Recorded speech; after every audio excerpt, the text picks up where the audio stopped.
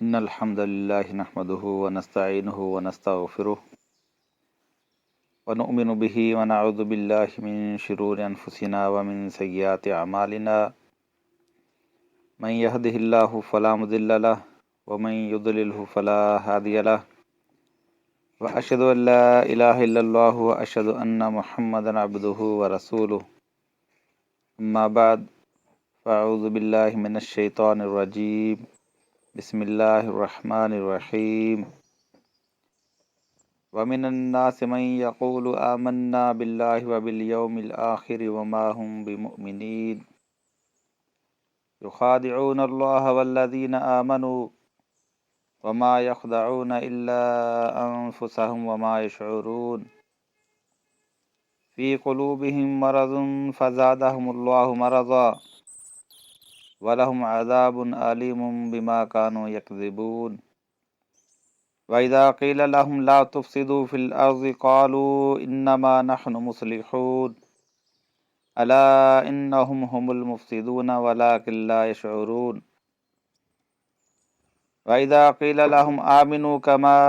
آمَنَ النَّاسُ قَالُوا أَنُؤْمِنُ كَمَا آمَنَ السُّفَهَاءُ ألا إنهم هم السفهاء ولكن لا يعلمون وإذا لقوا الذين آمنوا قالوا آمنا وإذا خلوا إلى شياطينهم قالوا إنا معكم إنما نحن مستهزئون الله يستهزئ بهم ويمدهم في طغيانهم يعمهون أولئك الذين اشتروا الضلالة بالهدى فما ربحت تجارتهم وما كانوا مهتدين۔ یہ سورۃ البقرہ کی آیت نمبر 8 سے 16 تک 9 آیات تلاوت کی گئی ہیں۔ پچھلے لیکچر میں بیان کیا گیا تھا کہ یہ مدنی سورہ ہے۔ اللہ کے آخری رسول محمد صلی اللہ علیہ وسلم جب ہجرت کر کے مکہ سے مدینہ میں آباد ہوئے ہیں تو مدینہ میں جن لوگوں کے ساتھ دعوت کا واسطہ پیش آیا تھا وہاں پر اہل کتاب یہود کے 3 قبائل آباد تھے اور ان کے علاوہ اوس اور خزرج کے مشرک قبائل آباد تھے۔ لہذا ان مدنی صورتوں کے اندر اللہ تعالیٰ نے جہاں مشرکین عرب کو مخاطب کیا ہے اس کے ساتھ ساتھ وہاں پر آباد اہل کتاب گروہ یہود اور نصارہ کو بھی دعوت دی گئی۔ تو اس مقصد کے لیے اس سورۃ البقرہ کے آغاز میں ہی میں 3 رویوں کا ذکر کیا ہے۔ 2 رویے وہ ہیں جو ہم نے پچھلی دفعہ بیان کیے تھے، ایک متقین کا رویہ، دوسرا کفار کا رویہ، اور آج تیسرے رویے کا ہم مطالعہ کریں گے، یہ ہے منافقین کا رویہ۔ چونکہ اس قرآن کے اندر ہدایت متقین کے لیے ہے اس لیے سب سے پہلے متقین کی خصوصیات بیان کر دی گئیں کہ متقین وہ ہوتے ہیں جو غیبی امور پر ایمان لاتے ہیں، صلاۃ قائم کرتے ہیں، اللہ کے رزق میں سے خرچ کرتے ہیں، جو پہلی کتابوں پر بھی ایمان رکھتے ہیں اور آخری کتاب قرآن مجید پر بھی ایمان رکھتے ہیں، اور ان کا آخرت کے اوپر پکا یقین ہوتا ہے۔ اسی وجہ سے اس ایمان کی بدولت یہ اپنے رب کی طرف سے ہدایت پر ہیں اور یہ کامیاب ہونے والے ہیں۔ اور دوسرا رویہ ہے کفار کا رویہ۔ کفار کا رویہ یہ ہوتا ہے کہ یہ لوگ ایمان کی بات کو، حق کی بات کو سمجھ میں آ جانے کے باوجود اپنے تعصبات کی بنا پر، ضد اور ہٹ دھرمی کی بنا پر، خاندانی، مذہبی اور مسلکی ضد کی بنا پر یہ حق کو قبول نہیں کرتے، حق کا صاف انکار کر دیتے ہیں۔ ان کے اسی جرم کی وجہ سے اللہ تعالیٰ پھر ان سے حق کی قبولیت کی صلاحیت کو سلب کر لیتا ہے۔ ان کی آنکھوں پر، ان کے کانوں پر، ان کے دلوں کے اوپر اللہ تعالیٰ مہریں لگا دیتا ہے، ان کے اوپر پردے ڈال دیتا ہے اور فرمایا کہ ان کے لیے دردناک عذاب ہے۔ تو یہ 2 رویے ہوئے۔ متقین اور مومنین کا رویہ اور کفار کا رویہ۔ اب تیسرے رویے کا ذکر کیا گیا، فرمایا وَمِنَ النَّاسِ مَن يَقُولُ آمَنَّا بِاللَّهِ وَبِالْيَوْمِ الْآخِرِ، لوگوں میں کچھ ایسے بھی ہیں جو کہتے تو یہ ہیں کہ ہم ایمان لائے اللہ پر اور یوم آخرت پر، وَمَا هُم بِمُؤْمِنِينَ، لیکن یہ مومن نہیں ہیں۔ ان کا نعرہ یہی ہے کہ ہم ایمان والے ہیں، ان کا دعویٰ یہی ہے کہ ہم اللہ پر ایمان لائے اور آخرت پر ایمان لائے۔ اب یہ کون لوگ تھے؟ ظاہر ہے کہ مدینہ کے اندر آباد جو یہود کے لوگ تھے یا اوس اور خزرج کے جو مشرک قبائل تھے ان میں سے جو لوگ تھے، اب یہ ان کی بات ہو رہی ہے جو رسول اللہ صلی اللہ علیہ وسلم اور صحابہ کرام کے پاس آ کر اس بات کا اقرار کرتے ہیں تاکہ ان سے بھی ہمیں کچھ مالی فائدے حاصل ہو جائیں، یا کم از کم ان کے ساتھ ہم کسی مخالفت کو مول نہ لیں، کیونکہ جنگ بدر کے بعد بہت سارے لوگوں نے جب دیکھا ہے کہ مسلمان ایک طاقت ہیں، یہ عرب کے پرانے سے پرانے قبائل کو بھی شکست دے سکتے ہیں اللہ کی مدد سے، تو اب ایسے لوگ سامنے آنا شروع ہو چکے تھے جنہوں نے فائدہ اٹھانے کی خاطر یا دشمنی سے بچنے کے لیے، نقصان سے بچنے کے لیے ایک ظاہری طور پر اعلان کیا، کیونکہ ان کے دل کی کیفیت کو اللہ جانتا تھا، چاہے ایک عام مومن نہ جان سکے، چاہے رسول اللہ صلی اللہ علیہ وسلم اپنے طور پر نہ جان سکیں، ان کی باتوں میں آ جائیں، لیکن اللہ تعالیٰ ان کی دل کی کیفیت کو جانتا تھا۔ اس لیے معلوم فرماتا ہے کہ کچھ لوگ ایسے بھی ہیں جو کہتے تو ہیں کہ ہم ایمان لائے اللہ پر اور یوم آخرت پر، وما ہم بمؤمنین، لیکن اس کے باوجود یہ مومن ہے نہیں۔ یخادعون اللہ والذین آمنوا، یہ دھوکہ دینے کی کوشش کر رہے ہیں۔ کس کو دھوکہ دینے کی کوشش کر رہے ہیں؟ اللہ کو اور مومنوں کو، جو مخلص مومنین ہیں ان کو یہ دھوکہ دینے کی کوشش کر رہے ہیں۔ وما یخدعون الا انفسهم وما یشعرون، حالانکہ یہ دھوکہ نہ اللہ کو ہے نہ مومنین کو ہے، بلکہ یہ دھوکہ ان کی اپنی ذات کو ہے، لیکن ان کو اس بات کا احساس نہیں، کیونکہ اس ظاہری ایمان کی بنیاد پر ان کو کچھ دنیاوی فائدے تو حاصل ہو سکتے ہیں، مسلمانوں کی ہمدردی تو حاصل ہو سکتی ہے، لیکن یہ آخرت میں کامیاب نہیں ہو سکیں گے۔ اس زندگی کا مقصد اس دنیا میں کامیابی کا حصول نہیں ہے کہ ایک انسان جس طریقے سے بھی دھوکہ، فراڈ، جھوٹ، فریب کے ذریعے کسی بھی طریقے سے زیادہ سے زیادہ مالی فائدے جمع کر لے، یہ زندگی کا مقصد نہیں ہے۔ اگر تو زندگی کا یہی مقصد ہو تو پھر تو انسان کچھ بھی کر سکتا ہے، لیکن یہ زندگی کا مقصد ہی نہیں۔ زندگی کا مقصد ہے آخرت میں کامیابی حاصل کرنا، یہ دارالامتحان ہے، دارالعمل ہے، اور اس کا انجام، اس کا حساب قیامت کے دن ہوگا۔ لہذا یہ دنیاوی طور پر دنیا کے اندر یہ دھوکے دے کر یہ مالی فائدے تو حاصل کر سکتے ہیں، لیکن یہ آخرت کے اندر ناکام لوگ ہیں۔ اس لیے فرمایا کہ یہ نہ تو اللہ کو دھوکہ دے سکتے ہیں نہ مومنین کو دھوکہ دے سکتے ہیں، یہ دھوکہ ان کی اپنی ذات کو ہے، لیکن ان کو اس بات کا ذرا بھی کوئی احساس نہیں۔ فی قلوبہم مرض، ان کے دلوں کے اندر مرض ہے۔ اس مرض سے مراد جسمانی مرض نہیں، جو بیماری کی وجہ سے دل کے اندر پیدا ہو جاتا ہے، کسی کا دل بڑھ جاتا ہے، کسی کا وال کے اندر سوراخ ہو جاتا ہے، دل کے اندر سوراخ ہو جاتا ہے، اس سے مراد یہ مرض نہیں، اس سے مراد ان کی اس نفسیاتی کیفیت کو بیان کیا گیا ہے کہ ان کے دلوں کے اندر نفاق کا مرض ہے، حسد و کینے کا، تعصب کا مرض ہے۔ فزادہم اللہ مرضا، اور اللہ تعالیٰ ان کے مرض کو اور بڑھاتا چلا جا رہا ہے۔ وَلَهُمْ عَذَابٌ عَلِيمٌ بِمَا كَانُوا يَكْذِبُونَ، ادھر ان کے لیے دردناک عذاب بھی تیار کر رکھا ہے۔ کیوں؟ بِمَا كَانُوا يَكْذِبُونَ، جھوٹ بولنے کی وجہ سے۔ یہ جو جھوٹا دعویٰ ایمان کا کیا ہے، جس کی وجہ دنیا والوں اور ایمان والوں کی آنکھوں میں یہ دھول جھونک رہے ہیں، اس جھوٹ کی وجہ سے اللہ تعالیٰ فرماتا ہے کہ ہم نے ان کے مرض کو بھی بڑھا دیا اور ان کے لیے دردناک عذاب بھی تیار کر کے رکھ دیا۔ اب دیکھیں کہ اللہ کے رسول صلی اللہ علیہ وسلم فرماتے ہیں، صحیح بخاری کتاب الایمان میں یہ حدیث آئی ہے، اس کو عبداللہ بن عمر رضی اللہ عنہ بیان فرماتے ہیں، رسول اللہ صلی اللہ علیہ وسلم نے فرمایا جس شخص میں 4 باتیں ہوں گی وہ خالص منافق ہے۔ قال اربع من کن فیہ کان منافقا خالصا، جس کے اندر 4 خصوصیات ہوں گی وہ خالص منافق ہے۔ ومن کانت فیہ خصلۃ منہن، اور جس کے اندر ان میں سے کوئی ایک خصلت ہے، کانت فیہ خصلۃ من النفاق، تو اس کے اندر نفاق کی اتنا ہی حصہ، نفاق کی اتنی ہی خصلت اس کے اندر پائی جاتی ہے، حتی یدعہا، یہاں تک کہ وہ اس کو چھوڑ دے۔ وہ چار منافقت کی خصلتیں کون سی ہیں؟ اذا اؤتمن خانہ، جب اس کے پاس امانت رکھی جائے اس کے اندر وہ خیانت کرے، اس کے اوپر اعتماد کیا گیا، اس کے پاس کوئی مال رکھا گیا، کوئی چیز رکھی گئی، کوئی بھی چیز اس کے سپرد کی گئی، اس کو کسی عہدے کے اوپر سربراہ بنایا گیا، جو چیز بھی اس کے پاس امانت کے طور پر سپرد کی گئی، اس کے اوپر اعتماد کیا گیا، خانہ، اس نے اس کے اندر خیانت کی۔ وَإِذَا حَدَّثَ كَذَبَ، اور جب یہ بات کرتا ہے جھوٹ بولتا ہے۔ وَإِذَا عَاهَدَ غَدَرَ، جب کوئی وعدہ کرتا ہے تو اس کے اندر غداری کرتا ہے، وعدہ خلافی کرتا ہے۔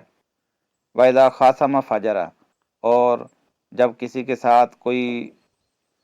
جھگڑا ہو جائے، کوئی تلخ کلامی ہو جائے، تو اس میں کیا ہے، گالی گلوچ کے اوپر اتر آتا ہے، بےہودگی کے اوپر اتر آتا ہے۔ تو اللہ کے نبی صلی اللہ علیہ وسلم فرماتے ہیں کہ جس کے اندر یہ چار علامات موجود ہوں گی وہ پکا منافق ہے۔ اب ان کے اندر جو تین علامات، پہلی علامتیں بیان کی گئی ہیں، وہ تینوں علامات دھوکے کی علامات ہیں، کہ امانت کے اندر خیانت کرنا، آپ نے اس کے اوپر اعتماد کیا، اس نے دھوکہ دیا، خیانت کر دی، عہد کیا، وعدہ کیا، اس کی خلاف ورزی کی، یہ بھی دھوکہ، بات کی، جھوٹ بولا، یہ بھی دھوکہ۔ یہ دھوکہ دینا منافقت کی علامت ہے۔ یہ تینوں علامات، وعدہ خلافی کرنا، جھوٹ بولنا، امانت کے اندر خیانت کرنا، یہ تینوں خصوصیات یہ دھوکے کی خصوصیات ہیں۔ اور چوتھی کیا ہے؟ بد اخلاقی، کہ اس کے اندر تمیز نہیں ہوتی گفتگو کی، کسی کو عزت کو اچھالنا، گالی گلوچ کرنا، اس کو ذلیل و خوار کرنے کی فوری کوشش کرنا، تو یہ منافقت کی خصلت ہے۔ جو آیات ہم نے ابھی پڑھی ہیں ان کے اندر بھی یہاں ہمیں کیا نظر آ رہا ہے کہ یہ کہتے ہیں ہم اللہ یوم آخرت کو پر ایمان لائے، لیکن یہ مومن ہے نہیں۔ دنیا والے چاہے اس کو مومن سمجھ رہے ہیں، دنیا والے چاہے اس کے ساتھ مسلمانوں جیسا ہی سلوک کرتے رہیں ظاہر کی بنیاد پر، لیکن اللہ تعالیٰ فرماتا ہے کہ ہمارے ہاں یہ مومن نہیں ہے۔ فرمایا کہ یہ اللہ اور مومنین کو دھوکہ دیتے ہیں۔ اب یہ دیکھیں یہاں بھی بات آ گئی، یخادعون اللہ، کہ یہ دھوکہ دیتے ہیں اللہ کو اور ایمان والوں کو۔ وہی جو اللہ کے نبی صلی اللہ علیہ وسلم نے بات فرمائی کہ منافق دھوکے باز ہوتا ہے، امانت میں خیانت کرنا، جھوٹ بولنا، وعدہ خلافی کرنا دھوکے بازی ہے۔ تو یہاں یہ ان کا دعویٰ ایمان، یہ بھی دھوکے کی علامت ہے۔ ان کا کردار، ان کے معاملات ان کے دعوے کے مطابق نہیں ہے۔ دعویٰ کیا ہے؟ اللہ یوم آخرت کے اوپر ایمان۔ تو اللہ اور یوم آخرت کے اوپر جو ایمان ہے، یہ کوئی لفظوں کا کھیل نہیں ہے، یہ کوئی منتر نہیں ہے جو کسی نے پڑھ لیا تو اب جنت میں چلا جائے گا۔ اللہ کے اوپر ایمان ہے تو اللہ کی بات کو ماننا پڑے گا، اللہ کے پیغام کو ماننا پڑے گا، اللہ کے حلال و حرام کے اوپر عمل کرنا پڑے گا، اس کے مطابق زندگی گزارنی پڑے گی۔ آخرت کے اوپر ایمان ہے تو پھر آخرت کی جواب دہی کا احساس ہر وقت دل میں رہنا پڑے گا، اس کی زندگی کا ہر عمل آخرت کے پس منظر میں ہوگا، کہ یہ جو عمل کر رہا ہوں، یہ جو کسی کے ساتھ میں معاملہ کر رہا ہوں، کسی کے امانت کے اندر خیانت کر رہا ہوں، جھوٹ بول رہا ہوں، تہمت لگا رہا ہوں، بہتان بازی کر رہا ہوں، ناپ تول کے اندر کمی کر رہا ہوں، ملاوٹ کر رہا ہوں، کل قیامت کے اندر کیا جواب دوں گا؟ اگر تو اس کا اللہ یوم آخرت کے اوپر ایمان ہوگا تو اسے بچے گا۔ تو اگر وہ کوئی شخص آزاد زندگی گزار رہا ہے دعویٰ کر کے، وہ اللہ کے کسی حکم کا پابند نہیں ہے، رسول اللہ صلی اللہ علیہ وسلم کی اطاعت کا وہ پابند نہیں ہے، اس کی زندگی آزاد زندگی ہے، تو اس کا مطلب کیا ہے؟ جب اس کی زندگی میں اللہ یوم آخرت کا رنگ نہیں جھلک رہا، اس کا اثر نہیں جھلک رہا، تو اللہ تعالیٰ فرماتا ہے کہ وما ہم بمؤمنین، یہ مومن نہیں ہے، کیونکہ یہ اللہ کا اعلان ہے۔ ان آیات کو پڑھنے کا اصل مقصد یہ ہے کہ ہم اپنے آپ کے اندر جھانکیں، اپنا جائزہ لیں، یہ نہ سوچیں کہ یہ 1400 سال پہلے کی بات ہے،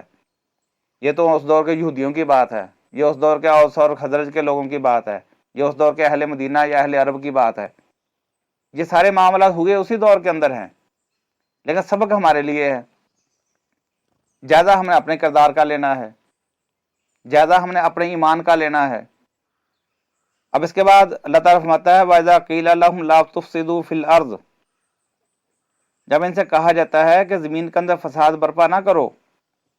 تو کیا جواب دیتے ہیں؟ قَالُوا إِنَّمَا نَحْنُ مُصْلِحُونَ، ہم تو اصلاح کرنے والے ہیں۔ حالانکہ فساد اور اصلاح ایک دوسرے کے متضاد الفاظ ہیں۔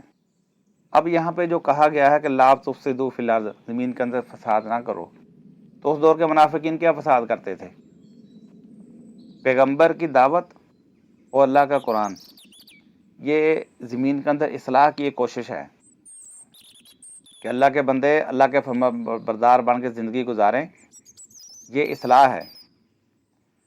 جب کوئی بھی بندہ، کوئی بھی مخلوق اللہ کی نافرمانی کرتی ہے، اللہ کے حدود میں سے نکلنے کی کوشش کرتی ہے، اللہ کے دین کے بجائے وہ باپ دادا کی دین، باپ دادا کی رسمیں، آبائی مذہب، آبائی گروہ،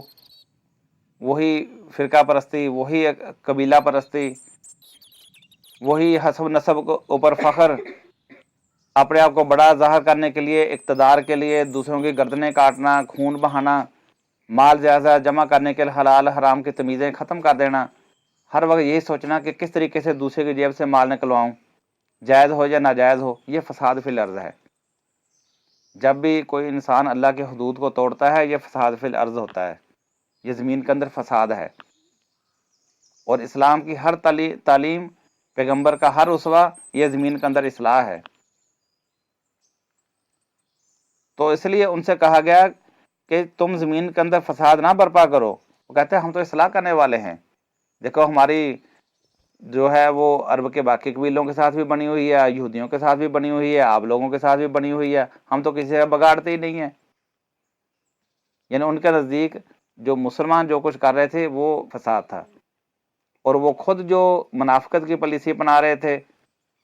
کہ اندر سے کچھ باہر سے کچھ، اپنی اس چالاکی کو، اپنے اس دھوکے کی پالیسی کو وہ کہہ رہے تھے یہ اصلاح ہے، کہتے تھے ہم تو اصلاح کرنے والے ہیں۔ الا انہم هم المفسدون، تو اللہ تعالیٰ فرماتا ہے کہ آگاہ ہو جاؤ، یہ اصل میں فسادی ہیں، ولکن لا یشعرون، لیکن یہ اس بات کا شعور نہیں رکھتے، یہ حق بات کے اوپر نہ تو لبیک کہنے کے لیے تیار ہے، نہ اس کو عملی طور پر اپنی زندگیوں میں اپلائی کرنے کے لیے تیار ہیں۔ ان کی زبانی طور پر تو ایمان اور اسلام کا اقرار موجود ہے، لیکن اس کی زندگیاں ان کی خالی ہیں، ان کی زندگیوں کے اندر اس کی جھلک نظر نہیں آتی۔ وہ ایمان جو ان کی زبانوں کے اوپر طاری ہے، جب تک ان کی زندگیوں کے اندر نظر نہیں آئے گا تو یہ ہر وقت فساد کے دائی ہیں، یہ اصلاح کے دائی نہیں ہیں۔ وَإِذَا قِيلَ لَهُمْ آمِنُوا كَمَا آمَنَ النَّاسُ، جب ان سے کہا جاتا ہے کہ ایمان لاؤ اس طریقے سے جس طریقے سے باقی لوگ ایمان لائے ہیں، انصار اور مہاجرین جس طریقے سے ایمان لائے ہیں، جس طریقے سے مہاجرین نے ایمان کی خاطر ہجرت کی، اپنا گھر بار اللہ کی راہ میں لٹا دیا، انہوں نے اللہ کے حکم کے اوپر، اللہ کے دین کے اوپر کسی چیز کی پرواہ نہیں کی، گھر چھوڑنا پڑا گھر چھوڑ دیا، رشتہ داری چھوڑنی پڑی رشتہ داری چھوڑ دی، علاقہ چھوڑنا پڑا، وطن چھوڑنا پڑا، چھوڑ دیا، لیکن اللہ کے دین کو قائم کیا، اس کو نہیں چھوڑا۔ اور دوسری طرف انصار تھے، انہوں نے اللہ کے دین کی خاطر کوئی پرواہ نہیں کی، چھوٹی سی بستی تھی مدینہ کی، انہوں نے مہاجرین کو ویلکم کہا، خوش آمدید کہا، انہوں نے اپنے مال میں سے ان کو حصے دے دیے، زمینوں میں حصے دے دیے، انہوں نے کہا جی یہ ہماری زمین ہے، ہم مل کے، آپ اگر نہیں کاشتکاری جانتے تو آپ یہاں بیٹھیں، ہم کریں گے اور مل کے کھائیں گے۔ یہاں تک کہ وہ صحابہ کرام جو مکہ کے اندر جن کی بیویاں ایمان نہیں لائی تھی وہیں رہ گئی تھی، جب وہ مدینہ میں آئے ہیں تو بعد انصار نے یہاں تک کہ ان سے کہا کہ میری 2 یا 3 بیویاں ہیں، میں ان میں سے جس کو آپ کہیں اس کو طلاق دیتا ہوں، اور عدت گزارنے کے بعد تم اس کے ساتھ نکاح کر لو۔ یہ ان کی قربانیاں تھیں، جو ہر وقت اللہ کی راہ میں اپنا سب کچھ لٹانے کے لیے تیار رہتے تھے۔ ان زبانی دعوے کے ایمان والوں سے جب کہا گیا کہ اس طرح ایمان لاؤ جس طرح باقی لوگ ایمان لائے ہیں، تو آگے سے کیا جواب دیتے ہیں؟ قالوا انؤمن کما آمن السفہاء، کیا ہم اس طرح ایمان لائیں جس طرح بیوقوف لوگ ایمان لائے ہیں؟ ان کے نزدیک یہ بیوقوف ہیں، ان کو اپنے نفع نقصان کی پرواہ نہیں، یہ تو پاگل دیوانے ہیں، یہ تو اللہ کے رسول کے ایک اشارے کے اوپر اپنا سب کچھ نچھاور کرنے کے لیے تیار ہو جاتے ہیں۔ کہیں جب بھی کہیں نکلنے کا حکم دیا جاتا ہے، نہ ان کا ذمہ دار ذمہ داری کی پرواہ کرتا ہے، نہ ان کا تاجر اپنی تجارت کی پرواہ کرتا ہے، کوئی کسی چیز کی پرواہ کیے بغیر یہ نکل کھڑے ہوتے ہیں۔ وہ کہتے ہیں ان بیوقوفوں کی ذرا ایمان لائیں، وہ اپنے آپ کو بڑے سیانے اور بڑے تجربہ کار سمجھ رہے تھے کہ ہم نفع نقصان کے اوپر نظر رکھ کے چلنے والے ہیں۔ تو اللہ تعالیٰ نے کیا جواب دیا؟ الا انہم هم السفہاء ولکن لا یعلمون، کہ آگاہ ہو جاؤ یہ اصل میں بیوقوف ہیں لیکن یہ جانتے نہیں۔ اب دیکھیں کہ اللہ تعالیٰ نے ان کے ہر دعوے کو کس طرح رد کیا۔ وہ اللہ اس کے رسول کو دھوکہ دیتے تھے تو اللہ تعالیٰ فرماتا ہے کہ یہ اپنی جانوں کو دھوکہ دے رہے ہیں۔ وہ کہتے تھے ہم اصلاح کرنے والے ہیں، اللہ تعالیٰ فرماتا ہے نہیں، یہ فساد برپا کرنے والے ہیں۔ وہ کہتے تھے کہ ان بیوقوف کی طرح ہی مان لیں، اللہ تعالیٰ فرماتا ہے نہیں، یہ خود بیوقوف ہیں لیکن یہ جانتے نہیں۔ وَإِذَا لَقُوا الَّذِينَ آمَنُوا قَالُوا آمَنَّا، جب یہ ان لوگوں سے ملتے ہیں جو ایمان لا چکے ہیں، مومنین سے ملتے ہیں تو کہتے ہیں ہم بھی ایمان والے ہیں، ہم بھی ایمان لے آئے ہیں، تاکہ ان کی ہمدردیاں حاصل ہوں۔ وَإِذَا خَلَوْا إِلَىٰ شَيَاطِينِهِمْ، اور جب یہ اپنے شیطانوں کے پاس جاتے ہیں، ان کے ساتھ تنہائی میں ملتے ہیں اپنے سرداروں سے، شیاطینہم، یہاں شیاطین ان کو کیوں کہا گیا؟ کہ شیطان کا لفظی معنی ہوتا ہے جو حق سے بہت دور ہو یا حق کا بدترین دشمن ہو۔ شیطان کا معنی ہے جو حق سے بہت دور ہو یا حق کا بہت زیادہ مخالفت کرنے والا ہو۔ تب یہ یہود کے جو جتنے سردار تھے وہ حق کے دشمن تھے، چاہے وہ حی بن اخطب ہو، چاہے وہ کعب بن اشرف ہو، یا اور بھی بہت سارے حدیثوں میں نام آتے ہیں، یہ تو حق کے اعلانیہ دشمن تھے۔ یہ فرمایا کہ جب یہ اپنے شیطانوں کے پاس جاتے ہیں تو ان سے کہتے ہیں قالوا انا معکم انما نحن مستہزئون، ان سے کہتے ہیں ہم تو تمہارے ساتھ ہیں، ہم تو ان مسلمانوں کے ساتھ ویسے مذاق کرنے جاتے ہیں، شغل میں لے کے لے جاتے ہیں وہاں پہ، اصل میں تو ہم تمہارے ساتھ ہیں۔ ایمان والے سے کہتے ہیں ہم ایمان لائے، اور اپنے شیطانوں کے پاس جا کے کہتے ہیں جی ہم تو تمہارے ساتھ ہیں۔ اللہ یستہزئ بہم، اللہ تعالیٰ فرماتا ہے کہ اللہ تعالیٰ ان کے ساتھ مذاق کر رہا ہے۔ وَيَمُدُّهُمْ فِي طُغْيَانِهِمْ يَعْمَهُونَ، اور ان کی سرکشی میں ان کو ڈھیل دے رہا ہے تاکہ یہ اپنی عقل کے اندھے پن میں اور آگے بڑھتے چلے جائیں۔ یہ جس چیز کو اپنی چالاکی سمجھ رہے ہیں، اپنی ہوشیاری سمجھ رہے ہیں، دراصل یہ اللہ تعالیٰ کی طرف سے ایک ڈھیل ہوتی ہے۔ اللہ تعالیٰ کو تو مطلوب ایمان وہ ہے کہ ایک انسان جب زبان سے ایمان کا اقرار کرے، اللہ یوم آخرت کے اوپر ایمان کا اقرار کرے، رسول کو ماننے کا اقرار کرے، تو اس ایمان کی جھلک اس کی زندگی کے اندر نظر آنی چاہیے، پھر اس کو چلتا پھرتا اسلام کا نمونہ نظر آنا چاہیے۔ ادخلوا فی السلم کافہ، پھر اس کو پورے کا پورا اسلام کے اندر داخل ہو جانا چاہیے، پھر وہ خواہشات کا نفس کا غلام نہیں بنتا، پھر اللہ کا غلام بنتا ہے۔ پھر ان کے اس رویے کے اوپر تنقید کرتے ہوئے فرمایا اولئک الذین اشتروا الضلالۃ بالہدی، یہ وہ لوگ ہیں جنہوں نے ہدایت کے بدلے میں گمراہی کو خرید لیا۔ یعنی ہدایت ان کے پاس موجود تھی، ہدایت ان کے گھروں کے اندر پہنچ چکی تھی، رسول اللہ صلی اللہ علیہ وسلم کی شکل میں، قرآن کی شکل میں ہدایت ان کے دروازے پر پہنچ چکی تھی، لیکن اس کے بجائے انہوں نے گمراہی کو خریدا۔ اب یہ دیکھیں کہ ان کے پاس دونوں آپشن موجود تھے، چاہے تو وہ اپنے اسی آبائی دین کو قبول کیے رہتے یا وہ رسول اللہ صلی اللہ علیہ وسلم کی بات کو مان لیتے۔ یہ بات اس لیے بھی کہی گئی ہے کیونکہ آگے جب ہم سورۃ البقرہ میں پڑھیں گے تو ہمیں پتہ چلے گا کہ یہ جو مدینے کے اندر جو لوگ موجود تھے، بالخصوص یہودی جو تھے،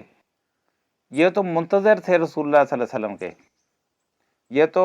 دعائیں کیا کرتے تھے یا اللہ وہ رسول بھیج جس کا تو نے وعدہ کیا ہے، جس کے آنے کے آثار موجود ہیں، یا اللہ وہ رسول بھیج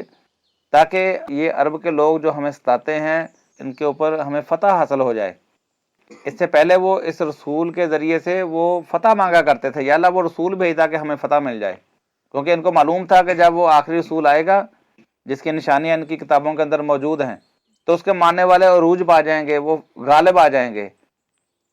یہ منتظر تھے کہ وہ رسول آ جائے تو ہم اس کے اوپر ایمان لے آئیں گے، پھر ہم ان کے اوپر سب کے اوپر غالب آ جائیں گے۔ اس سے پہلے وہ منتظر تھے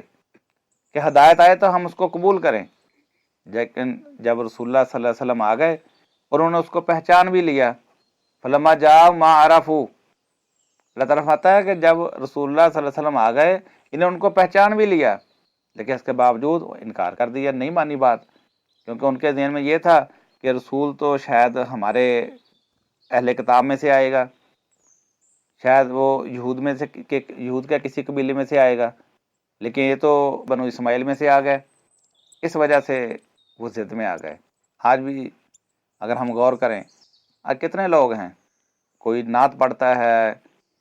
کوئی سیرت کا مطالعہ کرتا ہے، کتنے آج قریباً جو کلمہ پڑھنے والے ہیں ان کے دل میں خواہش ہے کہ کاش ہمیں رسول اللہ صلی اللہ علیہ وسلم کا دور مل جاتا، کاش ہمیں صحابہ کرام کے ساتھ اٹھنا بیٹھنا مل جاتا، کاش وہ ہمارے پاس آ جائیں، کاش ہم ان کو دیکھ لیں۔ یہاں تک اگر کسی کو یہ پتہ چل جائے کہ فلاں جگہ پہ اللہ کے رسول صلی اللہ علیہ وسلم کا ایک بال ہے، چاہے وہ جھوٹی بات ہی ہو، لوگ اس بال کو دیکھنے کے لیے قطاروں میں لگ جاتے ہیں اور ہزاروں کے نذرانے وہاں پہ پیش کر دیتے ہیں۔ کسی کو یہ پتہ چل جائے کہ فلاں جگہ پہ ایک صحابی کی قمیض جو ہے دریافت ہو گئی، وہ چاہے وہ جھوٹی بات ہی کیوں نہ ہو، لوگ کہتے ہیں چلو اس قمیض کو ہی جا کے دیکھ لیں، اتنی محبت ہے، خواہش ہے کہ کاش ہمیں ان کا دور مل جاتا۔ دور تو اب نہیں مل سکتا، ملاقات تو اب نہیں ہو سکتی، لیکن ان کا پیغام تو موجود ہے۔ وہ کتاب جو آخر رسول محمد صلی اللہ علیہ وسلم کے اوپر نازل ہوئی تھی وہ تو ہمارے ہاتھوں میں موجود ہے، ہماری زبانوں کے اندر اس کا ترجمہ ہو چکا ہے۔ رسول اللہ صلی اللہ علیہ وسلم کی صحیح احادیث ہمارے ہاتھوں میں موجود ہیں، ہمارے موبائلوں میں موجود ہیں، جب چاہے پڑھ سکتے ہیں، جب چاہے ان کو سن سکتے ہیں، اپنی زبان کے اندر اس کا ترجمہ دیکھ سکتے ہیں۔ اگر ان کے ساتھ محبت ہے تو اس کا کیا انداز ہونا چاہیے، ان کی سیرت، ان کا اسوہ وہ ہماری زندگی میں آ جانا چاہیے۔ تو ان کے اس رویے کے اوپر یہ جو مدینہ کے لوگ تھے جنہوں نے منافقت کا طریقہ اپنایا، ان کے اوپر تنقید کرتے ہوئے فرمایا گیا اولئک الذین اشتروا الضلالۃ بالہدیٰ، یہ وہ لوگ ہیں جنہوں نے ہدایت کے بدلے میں گمراہی کو خرید لیا۔ ہدایت ان کے پاس آ گئی تھی قرآن کی شکل میں، رسول اللہ صلی اللہ علیہ وسلم کی شکل میں، لیکن انہوں نے اس کے بجائے اپنے اسی آبائی دین کے اوپر، آبائی مذہب کے اوپر، آبائی مسلک کے اوپر جمع رہنے کو ترجیح دی، اپنے انہی تعصبات اور ضد و ہٹ دھرمی کے اوپر جمع رہنے کو ترجیح دی۔ تو اللہ تعالیٰ فرماتا ہے فما ربحت تجارتہم وما کانوا مہتدین، تو ان کی اس تجارت میں ان کو کوئی فائدہ نہ ہوا، کوئی نفع نہ ہوا۔ یہ سودا تھا اپنی جان اور مال کو جنت کے بدلے میں خریدنے کا، اپنی زندگی کو آخرت کے بدلے میں بیچنے کا، اس بات کا فیصلہ کرنے کا کہ ہم نے زندگی جو ہے وہ اللہ کے قانون کے مطابق، اللہ کے حکم کے مطابق گزارنی ہے، یا ہمارے جو مذہبی اکابرین ہیں ان کے احکامات کے مطابق، یا اپنے جو خاندانی بڑے گزرے ہیں ان کی رسم و رواج کے مطابق۔ یہ فیصلہ کرنے کا موقع تھا، اور آج ہمارے پاس موقع ہے، جو زندہ ہیں ان کے پاس یہ موقع ہے کہ زندگی ہم نے اپنے باپ دادا کے طریقوں کے مطابق گزارنی ہے، مذہبی اکابرین کے بتائے ہوئے طریقوں کے مطابق گزارنی ہے، یا اللہ کے احکامات کے مطابق، یا نبی کی سنت کے مطابق۔ تو فرمایا کہ ان کے لیے تو یہ گھاٹے کا سودا ہوا، فما ربحت تجارتہم وما کانوا مہتدین، ان کے اس روش کی وجہ سے کہ صرف زبانی ایمان کے دعوے تھے، زبانی اقرار تھے، ایمان ان کے دلوں میں نہیں تھا، اس وجہ سے ان کی زندگیوں میں ایمان نے کوئی تبدیلی پیدا نہیں کی۔ تو اس کا نتیجہ کیا ہوا، فما ربحت تجارتہم، ان کو اس تجارت نے کوئی فائدہ نہ دیا، وما کانوا مہتدین، اور وہ ہدایت بھی نہ پا سکے۔ لیکن اگر دوسری طرف دیکھا جائے، وہ منافقین جو اس دور میں موجود تھے، اس نفاق کے باوجود کیونکہ دعویٰ ایمان تھا، ان کے اس دعوے کی بنیاد پر صحابہ کرام ان کے ساتھ سلوک تو مسلمانوں جیسا ہی کرتے رہے، ان سے زکوٰۃ لیتے بھی رہے، زبردستی چاہے لینی پڑتی تھی، اور ان کو دیتے بھی رہے، ان کو سارے وہ فائدے دیتے رہے جو ایک عام مسلمان کے لیے ہوتے ہیں۔ دنیاوی فائدے تو ان کو مل گئے، دنیاوی طور تو جب مردم شماری ہوتی تھی مسلمانوں کے کھانے میں شمار ہوتے تھے، لیکن آخرت کے اعتبار سے مالک فرماتا ہے کہ انہوں نے یہ سودا کیا، یہ گھاٹے کا سودا کیا، نہ تو یہ ہدایت وما کانوا مہتدین، نہ تو یہ ہدایت والے بن سکے، وما ہم بمؤمنین، نہ یہ مومن بن سکے۔ اگر ہم آج اپنا موازنہ کرنا چاہیں قومی حیثیت سے، مذہبی اور دینی حیثیت سے، یا ذاتی حیثیت سے، آج ہمارا ہر کلمہ گو اس بات کا موازنہ کر سکتا ہے کہ ہمارا کردار کن کے ساتھ میل کھا رہا ہے، صحابہ کرام کے ساتھ، انصار اور مہاجرین کی طرح،